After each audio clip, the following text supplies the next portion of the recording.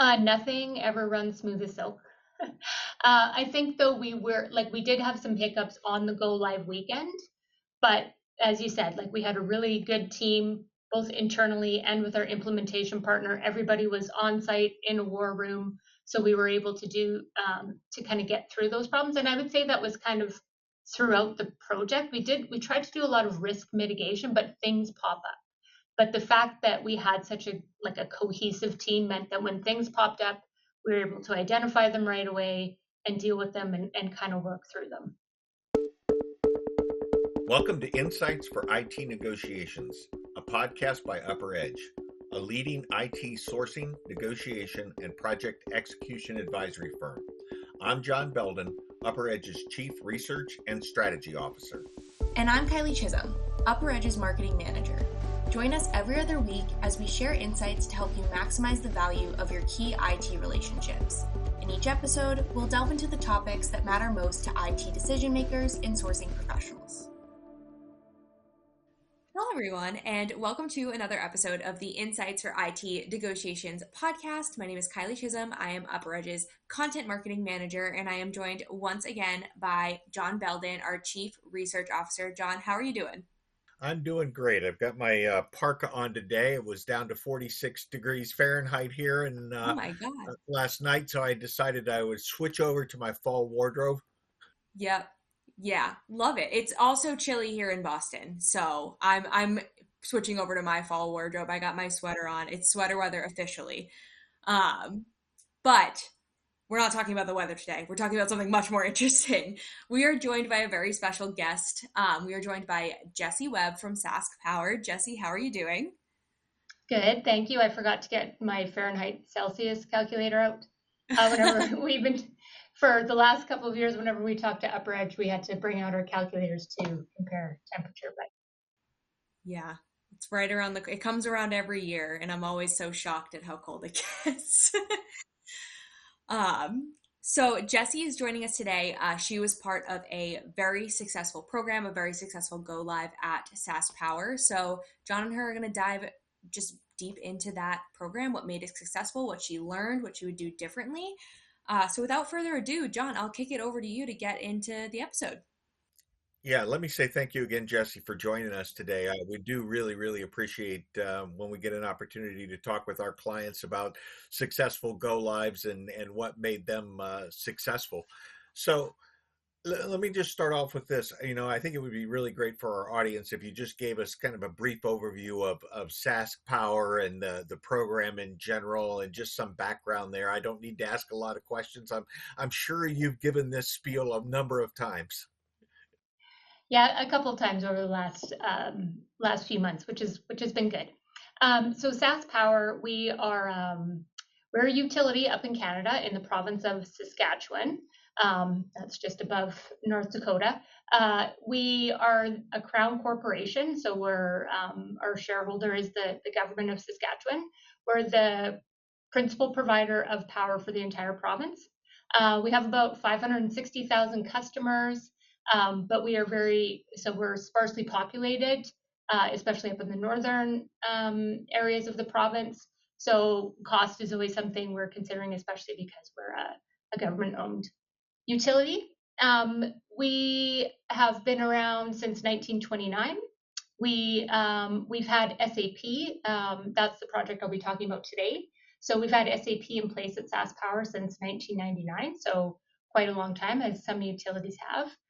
Myself personally, I've been at SaskPower for about 14 years, always in the IT department, but took over the SAP department about 4.5 years ago. And with that, I inherited a program called the SAP Modernization Program that was sort of partway through its journey to S4. So the overall duration of the program then was pretty substantial in terms of the length and the time. Can you talk a little bit about the scope of that S4 program? Was this a brand new greenfield? Was it brownfield? Just a little bit about the kind of the scope. Yeah. Approach. Yeah. So my predecessor kicked off this program, which encompassed 5 projects. The last one being the conversion to S4HANA. So started in 2020. Originally was supposed to be done in 3 years for a much smaller budget than we maybe ended up with. And some of the first projects did not go so well in terms of scope creep, budget, and cost overruns. So really for the last project, which we'll talk about today, the S4HANA project, we really needed to do things a little bit differently. So we spent a lot more time preparing for it. Our S4HANA project was a brownfield with some modernization in certain areas, so whatever you want to call that, blue field, brown field with a green tail. Right. So it's primarily a technical conversion. We were looking to do some modernizations in the finance and logistics area because that's where we knew that SAP had made some investments and there were some mandatory changes. We also wanted to do sort of a new landing page. So some of our previous projects were moving more modules into success factors. So we have success factors for all of the different HR functions, and we moved Employee Central and Employee Central Payroll over there. We also did a CRM to SAP Service Cloud or Customer for Cloud. That was another one of our projects. So this last one was just bringing everything else over into S4HANA. Okay, so if I can paraphrase a little bit about it, you, on your overall approach, you started to convert or upgrade the ecosystem, I'll call it, around Yes. the core ECC system, and did that in preparation then of making the flip to say now we're getting ready to go from ECC to S4. But in preparation of that, we did all of the Yep. surrounding systems first. Does that sound Yep. about right? We also did an internal project where we I guess instead of a discovery phase as sometimes projects do, we did a project where we called it business tailored applications, where we looked at our custom applications and a lot of our custom code. We actually implemented BTP ourselves and moved some of our custom applications over there. So that really, that was one thing that was really helpful. It gave our team kind of the opportunity to learn the new systems and do some of that prep work and be more prepared for that last project. Yeah, and really, I mean, I've seen other companies do this, take this approach before. Effectively, the way I would see it is you were mitigating some of the risk associated with the actual conversion from ECC to S4 by modernizing those systems around S4 to begin with, and then making it, Yeah. I'll call it, making it much more likely that you were going to be able to handle the integrations to those systems with the S4 platform. Yeah. Yeah. Perfect. Exactly. So as you think about this, the last phase of the project and then the flip, when you went into it, did you have like an inventory of, okay, these are the big risks that we're really worried about as you went into this project, knowing that you had converted the ecosystem?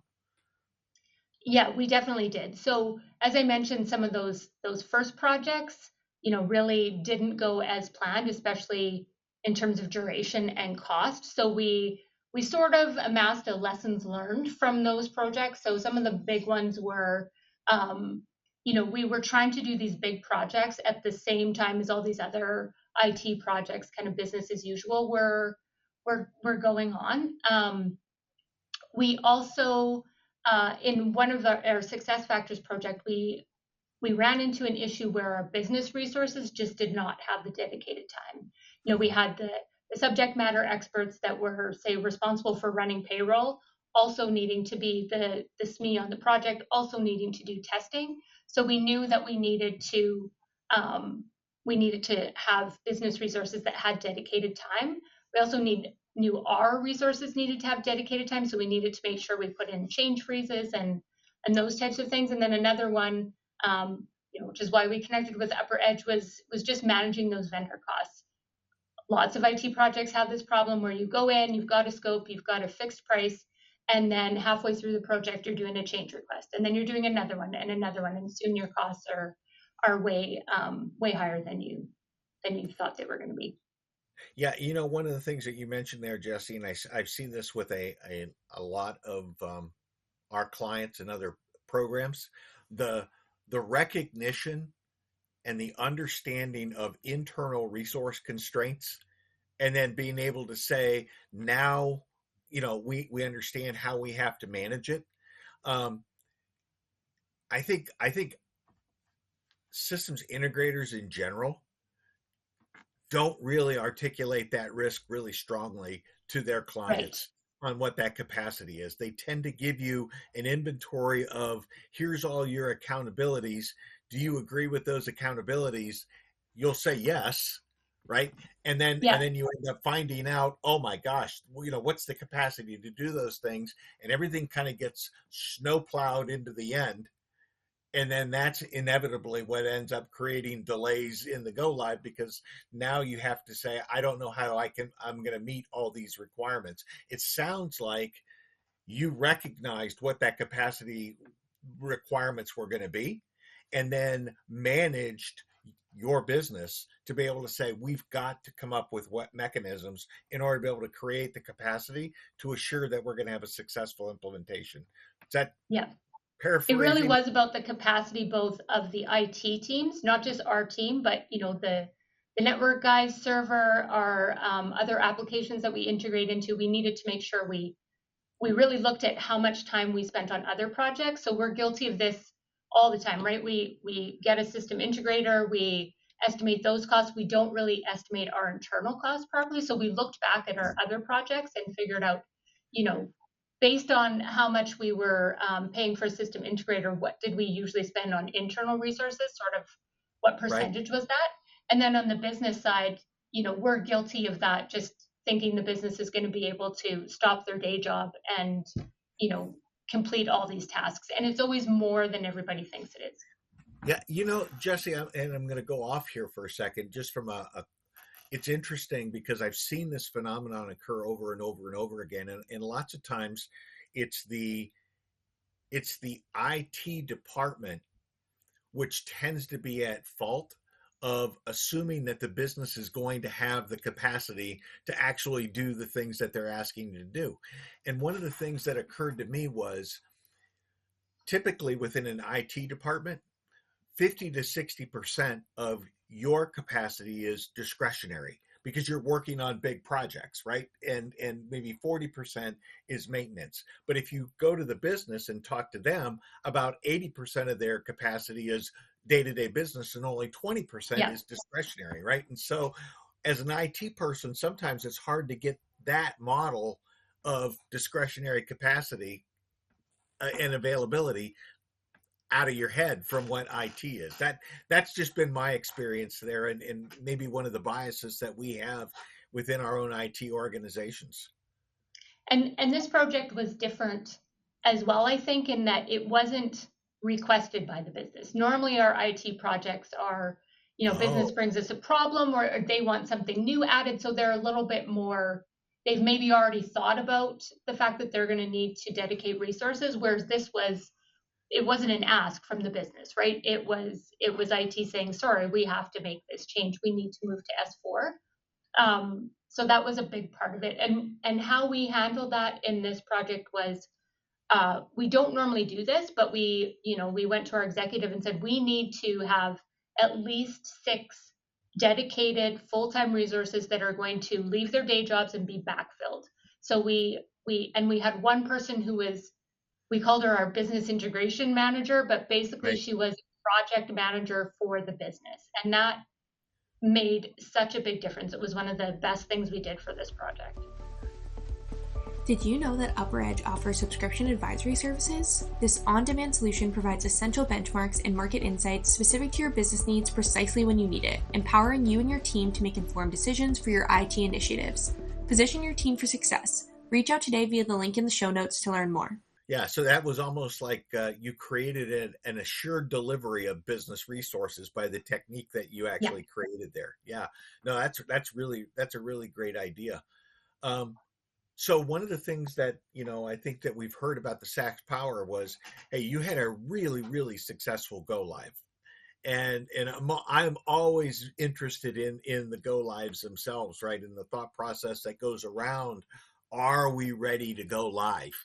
Yeah. So as you thought about that, and came to the conclusion that you were ready to go live, right? How did you come to that conclusion, and how did you convince the business that they were ready to go live? Because that's Yep. where I think a lot of the pushback comes oftentimes of, hey, we're not ready. IT says we are, but Right. we're not ready.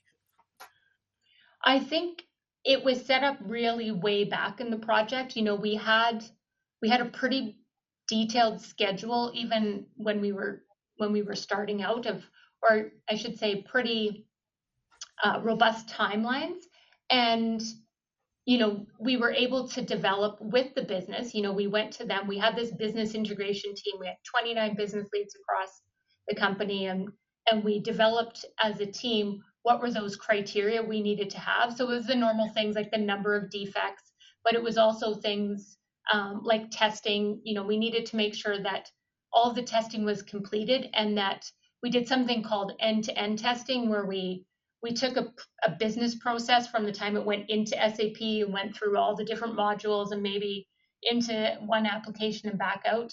That had to be completed properly. We had things like we needed the finance month end and year end. We had all these criteria. And I think really for us to be comfortable with being ready to go, we were really strict in our testing schedule, and getting the buy-in from the 350 business users that needed to do UAT, that we were going to be finished in this time, so that we had the time to go through the defects and get them to the number we agreed on for the basically the go live criteria. So really, in previous projects, we've had to do a lot more of that. Okay, we have this problem, but is it, do we have enough of a workaround? But we also talked to our board um, really in advance of go live, instead of waiting until 2 weeks before go live. We talked about this at length. What does that look like? What would our mitigation plans be if this isn't ready, or this other thing isn't ready? And I'll be honest, we've never experienced this before. It was 2 weeks before go live, and there were a couple defects we were still working on, but even if we couldn't get them fixed, we knew it wasn't a showstopper. We honestly felt like even if we had 2 more months, there isn't much more we would do to prepare. So I think it really was down to having those items, those tasks that we were going to complete, and making sure they were done. We didn't squish the testing schedule. We didn't do any of that. So we were really ready.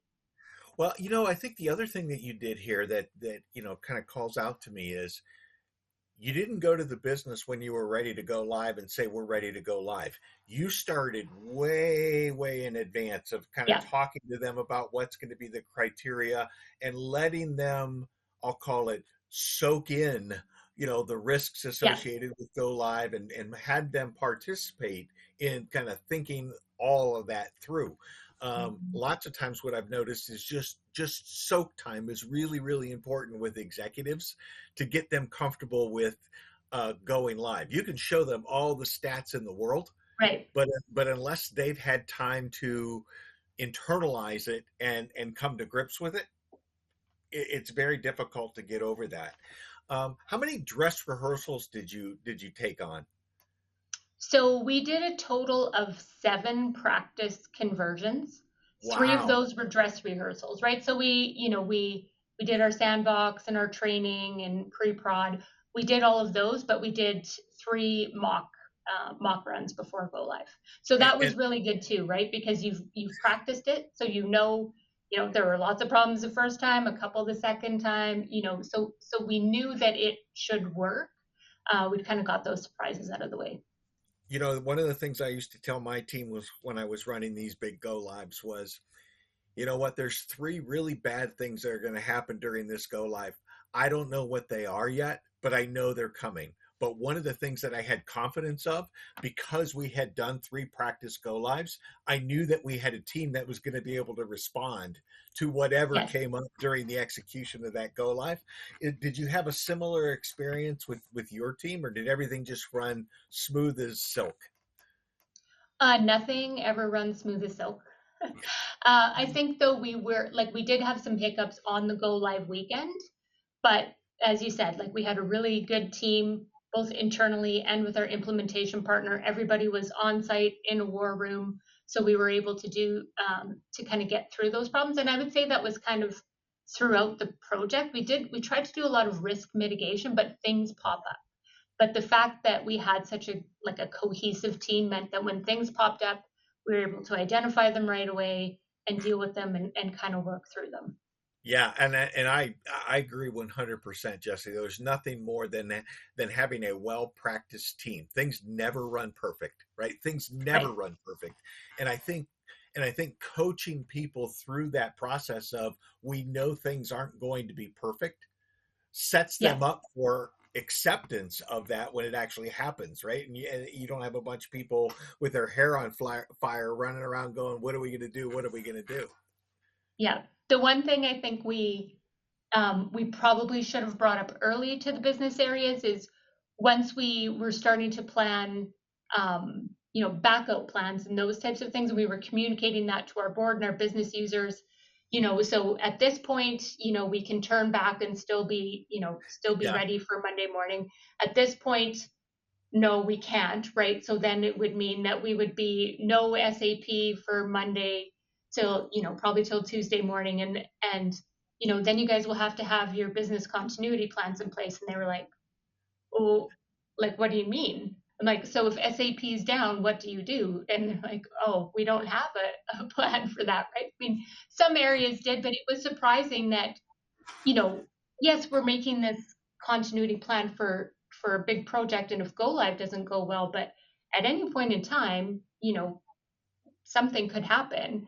And we found that some areas really didn't have a plan B if they couldn't use SAP. Jesse, I'm listening to you talk, and I'm having so many, memories of Flashbacks?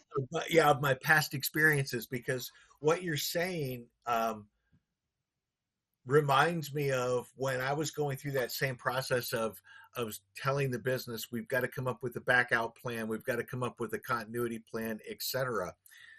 Just by forcing them through that process, improve the quality of the go live itself because they were all now, they were all one. We don't want to implement this backup plan. We don't want to have this bad thing happen to us. So we have to figure out a way to make sure that this other part goes live okay, right? So it almost created a higher quality go live, thinking about the implications Yeah, of if it doesn't go right. if it doesn't go right. Yeah.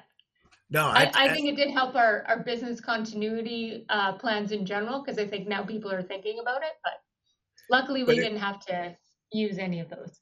yeah, exactly, right? Because people don't want to, they want to figure out how I'm not going to use it, right? And so they Yes. figure out a way to make sure that it goes right the first time. So I think that's an excellent piece of advice that I would give anybody that asks me, right? If you want to have a successful go live, think about the implications if it's not and how you're going to correct it, and that will force people to think about we got to make Yeah. sure that this doesn't happen to us, right? So you've given Yeah. them that insight of the pain of what it could be. No, I think that's a great piece of advice. Are there any other decisions, Jesse, that you looked at and said, you know what, this was a really, really good decision? I think, like I talked about the resources, right? Having those up front, having the dedicated resources, making sure they had the time. Um, I think even having those six seconded business resources, we actually brought them over to the floor, put them in cubes next to our IT folks. So that project team, there's just something you get out of that you wouldn't get if you were still working on separate floors or separate buildings. They're sitting next to each other. You just get that real one team feeling. So it was really great. Like our weekly team meetings, people were bringing things up. Nobody felt like their questions were stupid. The business users brought up things that the IT folks wouldn't have thought of on their own. So really having that, we had this thing even with our implementation partner, two in a box, right? One Right. from them and one from SaskPower. But really we also had that with the business, right? So you had an SAP functional and then you had a business SME in that area. So that really helped um, not miss anything, but bring that teamwork together. So you said something here that I just want to make sure I follow up on because you talked about co-location of resources. Yeah. Did you have your SI co-located with you physically as well as the business users?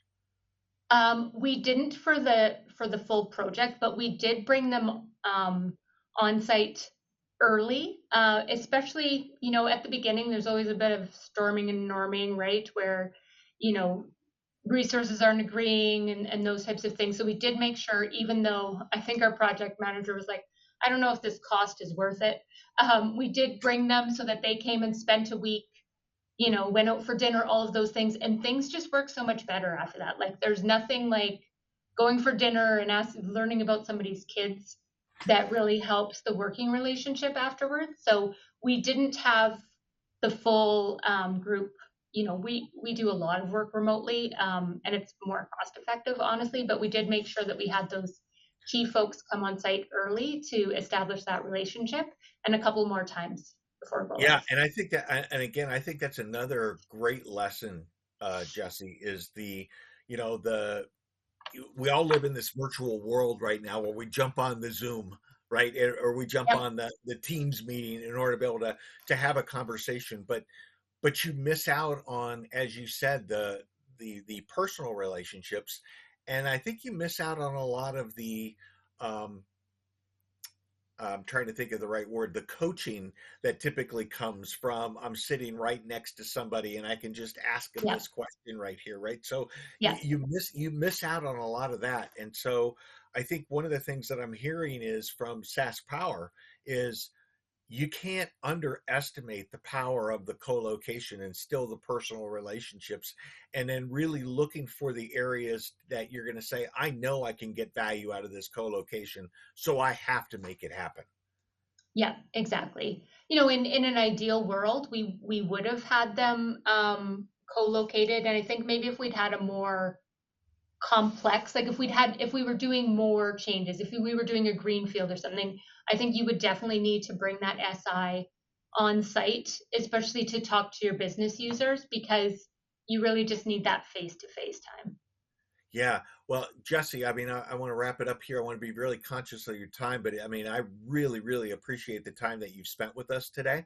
If there was kind of one thing looking back that you said, you know what, if I could do this differently, I would, what would that have been? I think one of the things that we learned from the business side of things is, we did a really good job of planning all these workshops and those types of things and what's going to be covered in it. We didn't, and these weren't the people that were fully seconded to the project. It was the other people that we were bringing in. We didn't give them enough like background. What are we talking about? What is S4? Just Okay. a little bit of a primer intro before we started saying, okay, look at this. Do you like this? Do you want this or this? And they had no context, right? So doing a bit more of that maybe should have been on our implementation partner, but that was something I think would be good to do before you bring the business folks in. And part of what I'm thinking about here, Jesse, is there's a lot of new generative AI support for helping people with implementations. Um, but the point that you just brought up, I think, is a good lesson for even those generative AI supported ones, which is how important context is to Yes. understanding, am I getting the right answer out of generative AI, right? And I think Yeah. that's a big lesson for everybody kind of going forward and thinking about those tools, how important context is and understanding the context before you go into any meeting to make decisions. Yeah. Yeah. Exactly.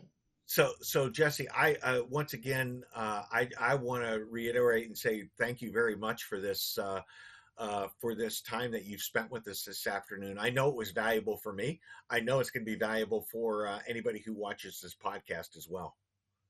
Yeah, thanks for the opportunity. I myself took advantage of watching many podcast webinars that UpperEdge has done as well. So thought, I'm happy to share any learnings that we can to others that are maybe going through the same thing.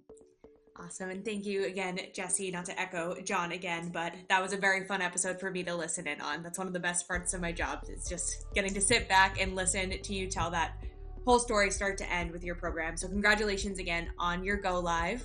And thank you everyone for listening. We'll make sure to have Jesse's information in the show notes, as well as John's and some relevant content from UpperEdge, so that our listeners can dive in and hopefully have a successful program as well. But thank you again.